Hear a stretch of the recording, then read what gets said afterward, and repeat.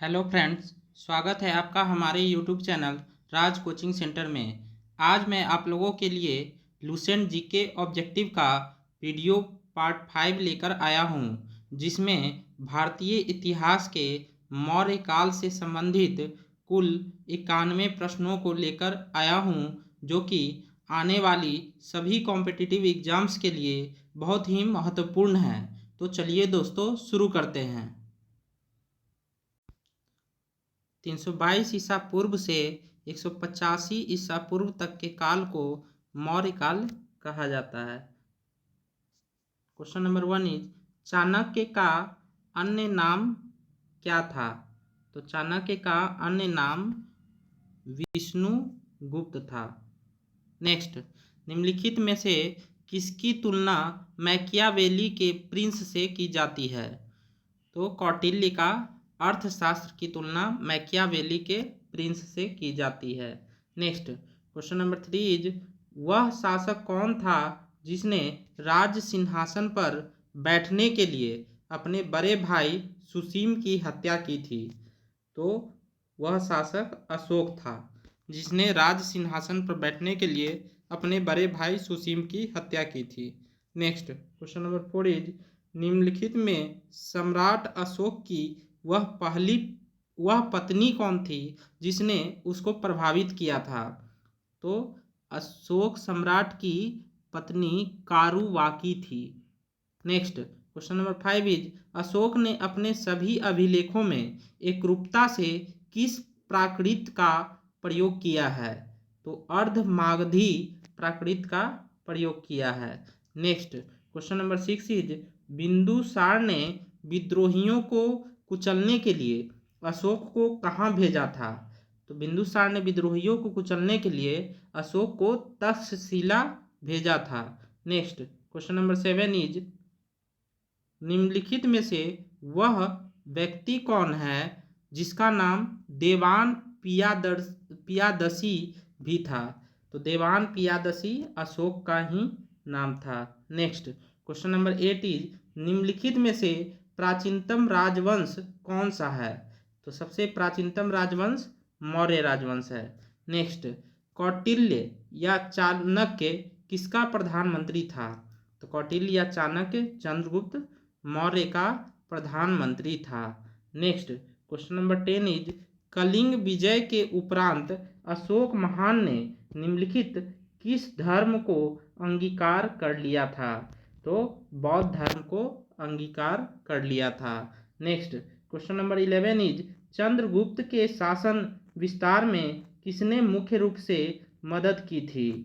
तो चंद्रगुप्त के शासन विस्तार में चाणक्य ने मुख्य रूप से मदद की थी। Next, question number 12 is Sanchi किस कला व मूर्ति कला का निरूपण करता है? तो सांची बौद्ध कला व मूर्ति कला का निरूपण करता है। नेक्स्ट, क्वेश्चन नंबर 13 इज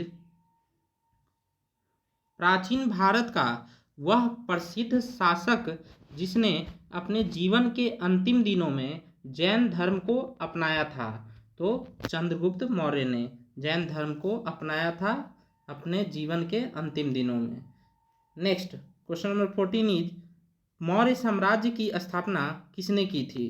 तो चंद्रगुप्त मौर्य ने मौर्य साम्राज्य की स्थापना की थी।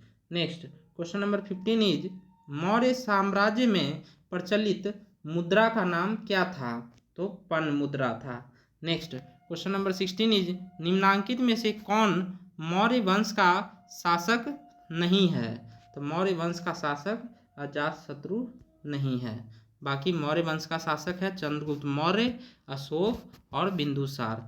नेक्स्ट, क्वेश्चन नंबर 17 इज निम्नलिखित में से अशोक का उत्तराधिकारी कौन था? तो अशोक का उत्तराधिकारी कुणाल था। नेक्स्ट, क्वेश्चन नंबर 18 इज मुद्रा राक्षस का लेखक निम्नलिखित में से कौन है? तो मुद्रा राक्षस के लेखक विशाख दत्त हैं। नेक्स्ट, विशाख दत्त के प्राचीन भारतीय नाटक मुद्रा राक्षस की विषय वस्तु क्या है? तो मुद्रा राक्षस की विषय वस्तु है चंद्रगुप्त मौर्य के समय में राज दरबार की भी दुर्भिसंधियों के बारे में। Next question number 20, Malwa, Gujarat एवं महाराष्ट्र किस शासक ने पहली बार जीते? तो मालवा, गुजरात और महाराष्ट्र को चंद्रगुप्त मौर्य ने पहली बार जीता था। नेक्स्ट क्वेश्चन नंबर 21 इज, किसने सहिष्णुता, उदारता और करुणा के त्रिविध आधार पर राजवंश की स्थापना की? तो राजवंश की स्थापना अशोक ने की थी। नेक्स्ट क्वेश्चन नंबर 22 इज, निम्नलिखित किस शहर में अशोक के शिलालेख नहीं हैं? तो अशोक के शिलालेख पाटलिपुत्र में नहीं हैं। नेक्स्ट, अर्थशास्त्र का लेखक समकालीन कौन था? तो चंद्रगुप्त का अर्थशास्त्र का लेखक समकालीन चंद्रगुप्त था। नेक्स्ट क्वेश्चन नंबर 24 इज, नंद वंश के पश्चात मगध पर किस राजवंश ने शासन किया था? तो मौर्य राजवंश ने शासन किया था। नेक्स्ट, मौर्य काल में शिक्षा का सर्वाधिक प्रसिद्ध केंद्र कौन था? तो शिक्षा का सर्वाधिक प्रसिद्ध केंद्र तक्षशिला था। मेगास्थनीज की पुस्तक का नाम क्या था? तो मेगास्थनीज की पुस्तक का नाम इंडिका था।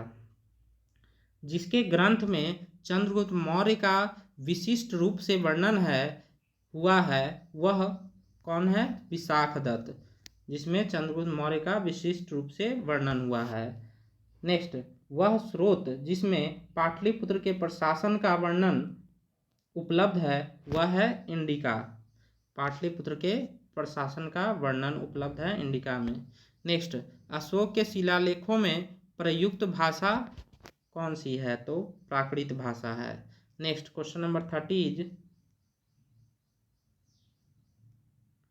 निम्नलिखित में से किस मौर्य राजा ने दक्कन की विजय प्राप्त की थी? तो दक्कन की विजय प्राप्त चंद्रगुप्त प्राप्त की थी। Next question number 31 is, Megasthenes ने भारतीय समाज को कितनी श्रेणियों में विभाजित किया है? तो मेगास्थनीज ने भारतीय समाज को 7 श्रेणियों में विभाजित किया है। Next question number 32 is, Kautilya के अर्थशास्त्र में किस पहलू पर प्रकाश डाला गया है? तो कौटिल्य के अर्थशास्त्र में राजनीतिक नीतियों पर प्रकाश डाला गया है। नेक्स्ट क्वेश्चन नंबर 33 इज, निम्नलिखित में से कौन सा क्षेत्र अशोक के साम्राज्य में सम्मिलित नहीं था? तो अशोक के साम्राज्य में अफगानिस्तान, बिहार और कलिंग था, लेकिन श्रीलंका नहीं था। Next question number 34 is, Pataliputra को किस शासक ने सर्वप्रथम अपनी राजधानी बनाई? तो पाटलिपुत्र को चंद्रगुप्त मौर्य ने अपनी राजधानी बनाई थी। नेक्स्ट, पाटलिपुत्र में स्थित चंद्रगुप्त का महल मुख्यतः किस चीज़ का बना था? तो चंद्रगुप्त का महल लकड़ी का बना हुआ था। नेक्स्ट क्वेश्चन नंबर 36 इज, बराबर जहानाबाद जिला की गुफाओं का उपयोग किसने आश्रय गृह के रूप में किया था? तो आश्रय गृह के रूप में आजीविकों ने किया था। नेक्स्ट क्वेश्चन नंबर 37 इज, किस अभिलेख से यह साबित होता है कि चंद्रगुप्त का प्रभाव पश्चिम भारत तक फैला हुआ था? तो रुद्रदमन का जूनागढ़ अभिलेख से साबित होता है कि चंद्रगुप्त का प्रभाव पश्चिम भारत तक फैला हुआ था। केवल वह स्तंभ जिसमें अशोक ने स्वयं को मगध का सम्राट बताया है तो वो है भाब्रू स्तंभ। नेक्स्ट क्वेश्चन नंबर 39 इज, सूची 1 को सूची 2 से सुमेलित कीजिए और सूचियों के नीचे दिए गए कूट से सही उत्तर का चयन कीजिए। तो चंद्रगुप्त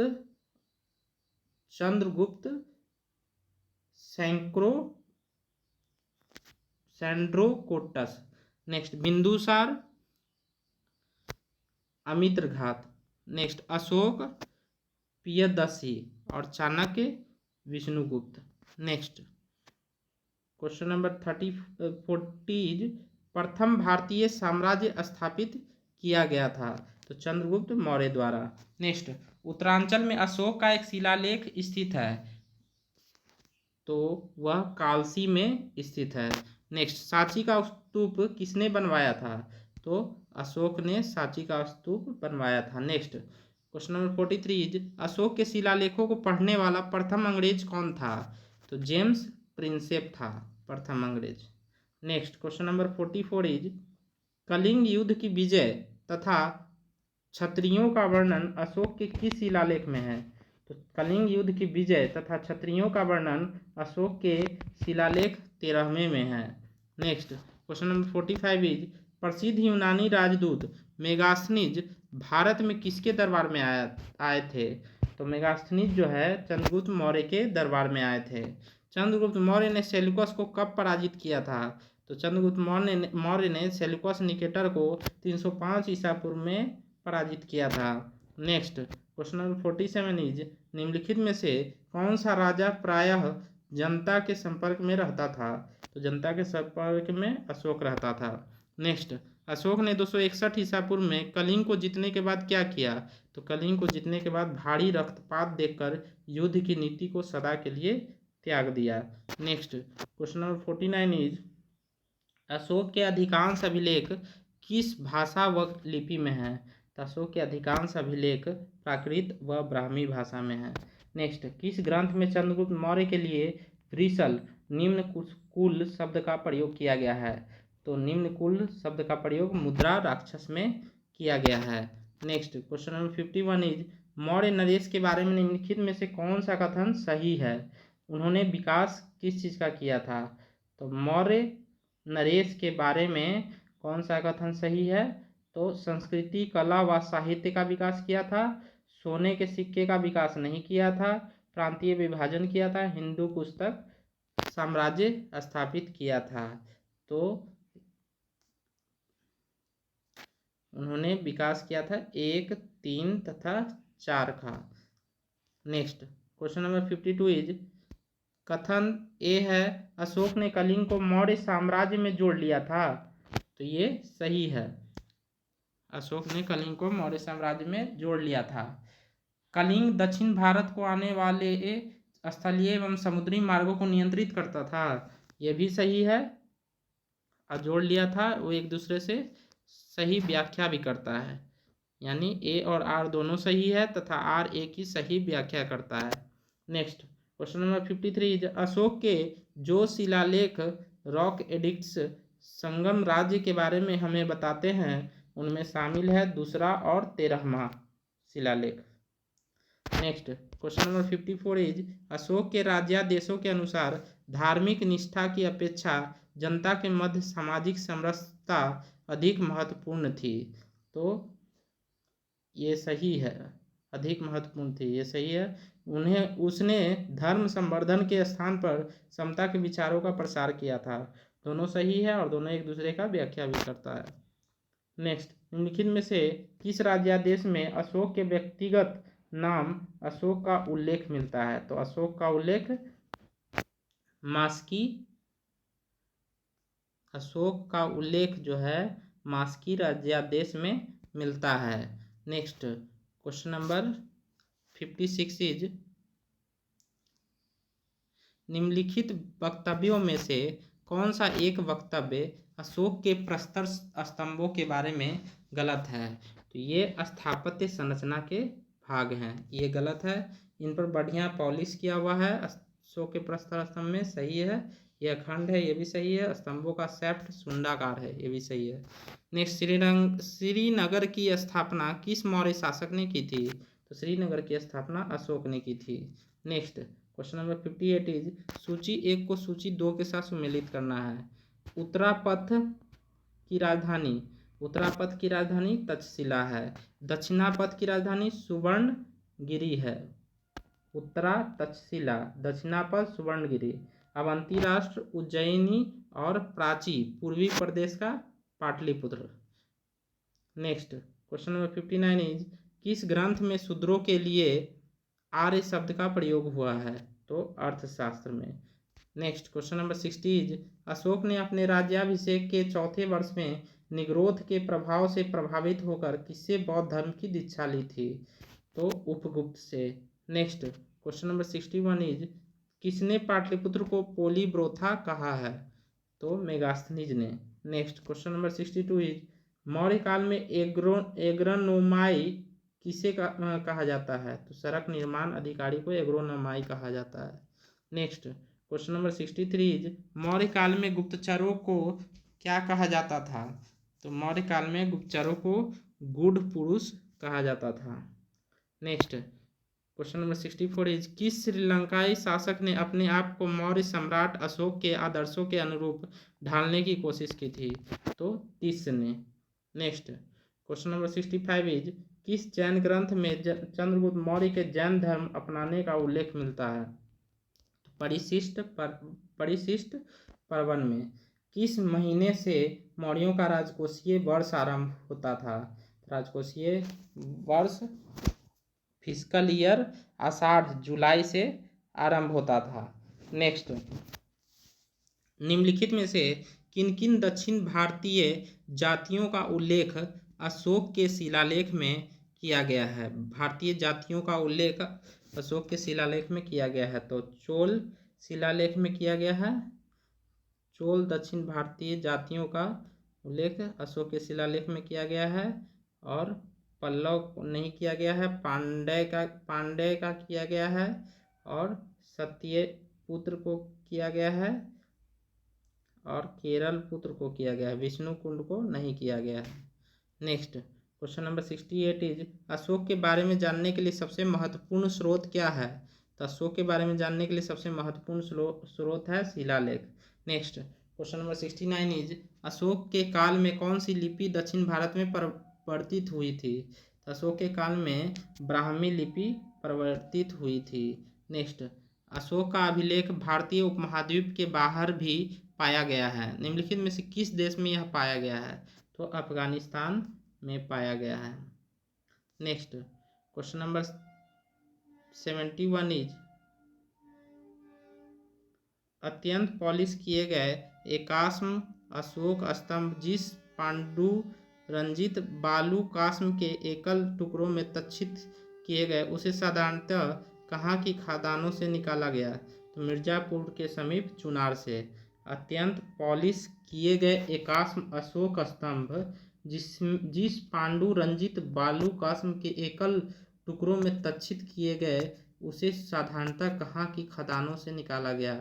तो मिर्जापुर के समीप चुनार से। भारतीय लिखने की कला नहीं जानते हैं, यह किसकी उक्ति है? भारतीय लिखने की कला नहीं जानते हैं, मेगास्थनीज की उक्ति है। किस मौर्य सम्राट ने एक विदेशी राजा सीरिया के एंटियोकस प्रथम से अंजीर, शराब और दालचीनी को भारत भेजने का आग्रह किया था? बिंदुसार ने। नेक्स्ट, अशोक द्वारा कलिंग पर चढ़ाई की जानकारी के लिए कौन सबसे महत्वपूर्ण स्रोत है? तो 13वां बृहत शिलालेख। Next question number 75 is Bindusara की मृत्यु के समय अशोक किस प्रांत का गवर्नर था? तो अशोक उज्जैन का गवर्नर था। नेक्स्ट, किस शिलालेख में अशोक ने घोषणा की है कि सारी प्रजा मेरी संतान है? पृथक कलिंग शिलालेख में अशोक ने घोषणा की है कि सारी प्रजा मेरी संतान है। कौन सी घोषणा युद्ध और हिंसा के प्रति अशोक के आंतरिक दुख को स्पष्ट करता है? तो अशोक के आंतरिक दुख को स्पष्ट करता है कलिंग का पृथक शिलालेख। किस शिलालेख में अशोक की यह घोषणा अंकित है? किसी भी समय चाहे मैं खाता रहूं या रानी के साथ विश्राम करता रहूं या मैं अपने अंतःशाला में रहूं, मैं जहां भी रहूं मेरे महात्मा मुझे सार्वजनिक कार्य के लिए संपर्क कर सकते हैं। तो छठे शिलालेख में इसका घोषणा अंकित है कि किसी भी समय चाहे मैं खाता रहूं या रानी के साथ विश्राम करता रहूं, मैं अपने अंतशाला में रहूं, मैं जहां भी रहूं मेरे महात्मा मुझे सार्वजनिक कार्य के लिए संपर्क कर सकते हैं। नेक्स्ट क्वेश्चन नंबर 79 इज निम्नलिखित में से कौन अवरोही क्रम में मौर्य प्रशासन के अधिकारियों का नाम बताता है? तो सबसे पहले प्रादेशिक, उसके बाद राजुक, उसके बाद युक्तक। नेक्स्ट, बिष्टी क्या है? एक तरह का बिगाड़ी को बिष्टी कहते हैं। नेक्स्ट क्वेश्चन नंबर 81 इज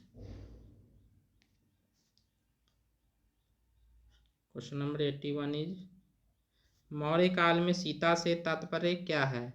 तो सीता का मतलब राजकीय भूमि से प्राप्त जो आय होता है उसी को सीता कहते हैं मौर्य काल में। निम्नलिखित में मौर्य कला का सबसे अच्छा नमूना क्या है? कौन है? तो स्तंभ। मौर्य कला का सबसे अच्छा नमूना स्तंभ है। कहाँ से प्राप्त अभिलेखों से मौर्य काल में अकाल, भूख, सूखा जैसी देवी प्रकोप के समय राज्य द्वारा राहत कार्य किए जाने का विवरण मिलता है? तो महास्थान, असोहगोड़ा, Bangladesh, UP. Next question number 84 is Ashoka ने श्रीलंका में बौद्ध धर्म का प्रचार हेतु किसे भेजा था? बौद्ध धर्म का प्रचार करने के लिए महेंद्र और संघमित्रा दोनों को भेजा था। अशोक के मनसेहरा पाकिस्तान में है एवं शहबाजगढ़ी पाकिस्तान से प्राप्त बृहद शिलालेखों में किस लिपि का प्रयोग किया गया है? तो खरोष्ठी लिपि का प्रयोग किया गया है। नेक्स्ट क्वेश्चन नंबर 86 इज कहाँ से अशोक के द्विभाषाई ग्रीक और आरामाइक अभिलेख प्राप्त हुए हैं? तो सरएकुना या Kandahar. Next question number 87 is Kautilya द्वारा रचित अर्थशास्त्र कितने अधिकरणों में विभाजित है? तो 15 अधिकरणों में विभाजित है। नेक्स्ट क्वेश्चन नंबर 88 इज अर्थशास्त्र में उल्लिखित सप्तांग में शामिल क्या क्या था? तो राजा था, क्षेत्र था, प्रशासन और कोष था। Next question number 89 is Ashok का समकालीन तुर्मय कहाँ का राजा था? तो अशोक का समकालीन तुर्मय मिस्र का राजा था। नेक्स्ट क्वेश्चन नंबर 90 इज किसके शासनकाल में डाइमेकस या डिमेकस भारत आया था? तो बिंदुसार के शासनकाल में डाइमेकस या डिमेकस भारत आया था। निम्नलिखित अभिलेखों में से किसमें अशोक का नामोल्लेख हुआ है? तो गुर्जरा में। यदि आप लोगों को मेरा यह वीडियो अच्छा लगा हो तो लाइक करें, शेयर करें और सब्सक्राइब करना ना भूलें। और इसी तरह के वीडियो पाने के लिए हमारी वीडियो देखते रहें। धन्यवाद।